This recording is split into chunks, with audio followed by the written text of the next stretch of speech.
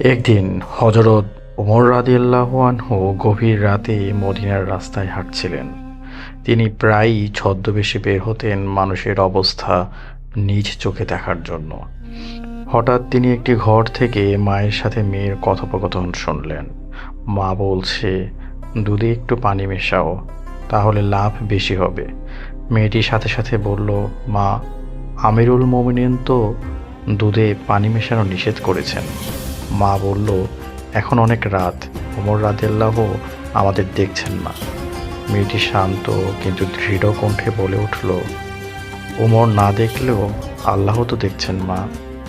এই কথা শুনে হযরত ওমর রাদিয়াল্লাহু আনহু থমকে গেলেন।